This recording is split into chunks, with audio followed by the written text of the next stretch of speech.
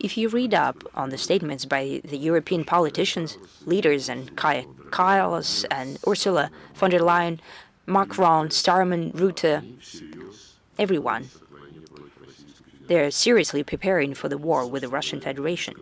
They're not hiding that fact.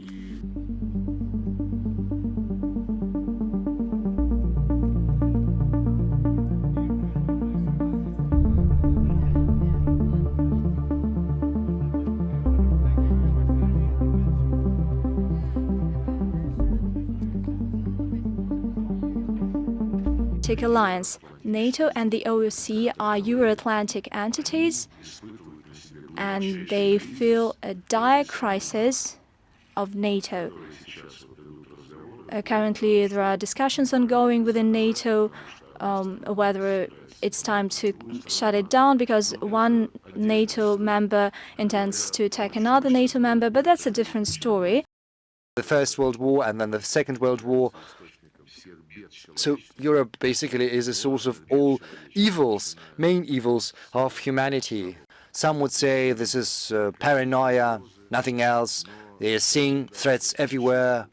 But you know, when I was getting ready for today's event and when I was rereading the statements by Europeans, you know, I quoted Macron, who said what he said about Russia. And I read some of those out to you. I quoted Pistorius and Rutte and Stubb. Nothing has changed. Russia's strategic defeat was the goal, which was the goal back then, starting from Napoleon and then on through to the Crimean War and on to the intervention by the foreign powers during the First World War and then the Second World War.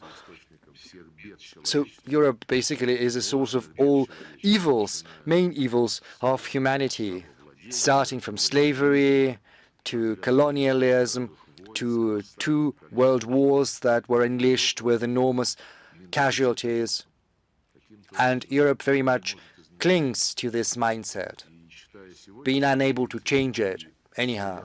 So when reading today's politicians, when looking at the intrigues they are weaving in order to preserve the regime that only answers to them, which is a Nazi regime which practices Nazism and the very same things that got Hitler and his followers to the Nuremberg trials. Well, I'm shocked at that, but right now healthy forces have resurged in Europe and their voice can be heard not just in Hungary and Slovakia, but also in the Czech Republic and even in Germany and in France. There are forces